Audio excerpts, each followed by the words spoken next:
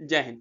दोस्तों, आज हम बात करने वाले हैं थर्मोडायनेमिक्स के ऐसे टॉपिक के बारे में जो कि थर्मोडायनेमिक्स की जितनी भी प्रोसेस होती है उसको दो भागों में डिवाइड करती है, जो कि है रिवर्सिबल प्रोसेस और इरिवर्सिबल प्रोसेस। रिवर्सिबल प्रोसेस जैसे इसके नाम से ही पता चल रहा है, रिवर्स की ओर होना या पीछे की ओर होना।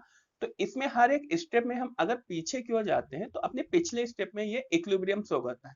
एक आसान सी शब्दों में अगर हम समझना चाहें तो अगर हम जैसे एक पीवी डायग्राम बना देते हैं और पॉइंट पी ये जो कि पॉइंट वन है, यहां से अगर हम कोई भी प्रोसेस स्टार्ट करते हैं और ये पॉइंट टू है जो कि लास्ट पॉइंट है, इसके बीच में अगर हमने मान लिया किसी भी एक पॉइंट पे हम इस प्रोसेस को रोक देते हैं और अगर हम चाहें कि हम इसको वापस जाके इक्विलिब्रियम स्टेट को देखना चाहें तो किसी भी पॉइंट में अगर हम रिवर्स करेंगे तो जो फॉरवर्ड डायरेक्शन में इक्विलिब्रियम स्टेट होगी वही हमें बैकवर्ड डायरेक्शन में इक्विलिब्रियम स्टेट मिलती है।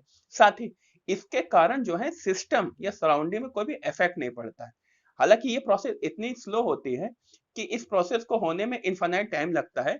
साथ ही यह प्रोसेस जो भी होती है एक आइडियल प्रोसेस के तौर पे माना जाता है, क्योंकि इस प्रोसेस के अंतर्गत इतना टाइम लगता है कि हम कोई भी एक निश्चित काउंट उस पर नहीं कर सकते हैं। हालांकि ये प्रोसेस एक ऐसी प्रोसेस होती है जिस प्रोसेस के आधार पर हम कई सारी अदर प्रोसेस को डिफाइन करने की कोशिश करते हैं, क्योंकि इफिशियंसी तो हमें कभी भी 100% नहीं मिलती है, बट एक आइडियल कंडीशन हम मानते हैं जिसके रिस्पेक्ट में हम सारी चीजों को निकालने का प्रयास करते हैं।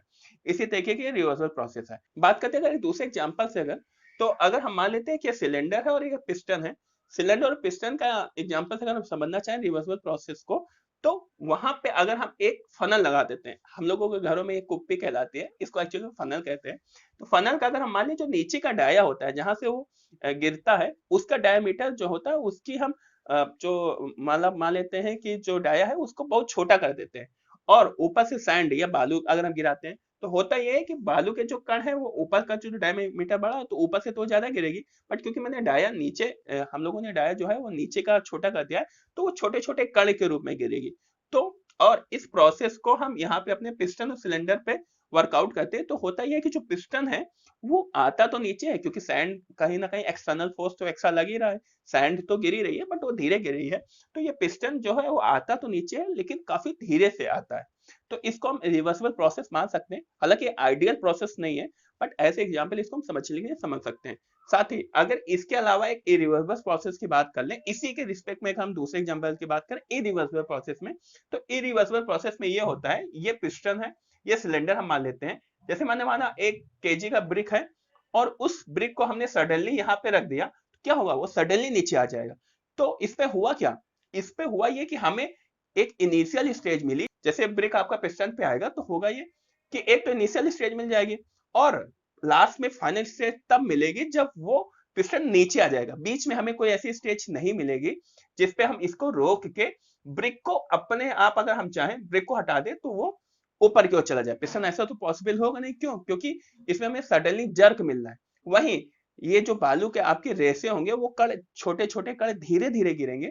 तो हम चाहे 5 मिनट 10 मिनट बाद अगर हम लमसम कम क्वांटिटी में बालू इकट्ठा हुए, अगर उस बालू को हम हटा देते हैं तो क्या होगा कि ये पिस्टन वहीं पे रुक जाएगा। बट इस पे ये पॉसिबल नहीं हुआ क्योंकि ये suddenly with in A second, with in A nano second ये नीचे आ जाएगा।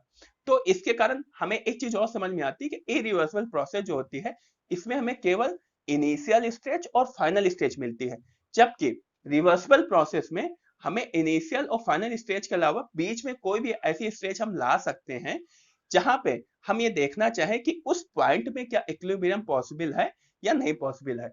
एक तो इसका ये पॉइंट हो जाएगा। दूसरी चीज ये है इरिवर्सिबल प्रोसेस में ये प्रैक्टिकल प्रोसेस होती है। अब बात करते हैं इरिवर्सिबल प्रोसेस के कुछ एग्जांपल के बारे में, तो एक मैं एग्जांपल इसमें देता हूं, पानी और नमक का घोल।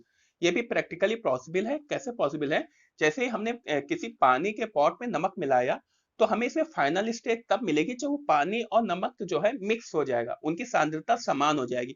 और इनिशियल स्टेज तब मिलेगी जैसे ही हम पानी को नमक में मिलाते हैं। इसके बीच की कोई ऐसी स्टेज नहीं होगी कि आधा पानी में नमक मिला हुआ है और हम चाहें कि नमक को फिर से पानी में निकाल पाए, तो ऐसा पॉसिबल नहीं होगा। जबकि रिवर्सिबल प्रोसेस में ऐसा होता है कि हम किसी भी स्टेज में उस प्रोसेस को रोक कर उसके इक्विलिब्रियम को चेक कर सकते हैं और अगर पीछे जाना चाहें तो फिर भी हम देख पाएंगे कि वो एक इक्विलिब्रियम कंडीशन में हमें मिलेगा और सिस्टम और सराउंडिंग में वो कोई तरीके का इफेक्ट नहीं डालेगा।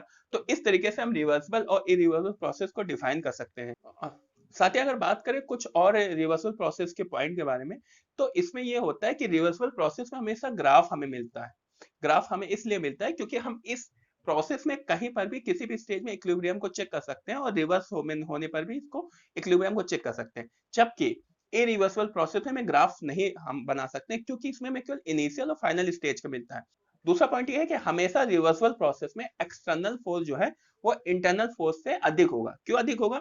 एक्सटर्नल फोर्स जैसे हमने मान लिया बालू के कारण पिस्टन में तो गिर ही रहे हैं, तो उसमें कोई ना कोई हो सकता है फोर्स का जो भी इंटेंसिटी वो कम हो, बट वो फोर्स इस पे लगेगा तभी तो पिस्टन नीचे आएगा।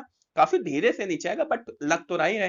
तो एक्सटर्नल फोर्स जो है वो इंटरनल फोर्स से हमेशा बड़ा होगा, तभी वो रिवर्सल प्रोसेस कराएगी।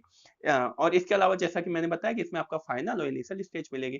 तो इस तरीके से हम रिवर्सल और इरिवर्सल प्रोसेस को डिफाइन कर सकते हैं।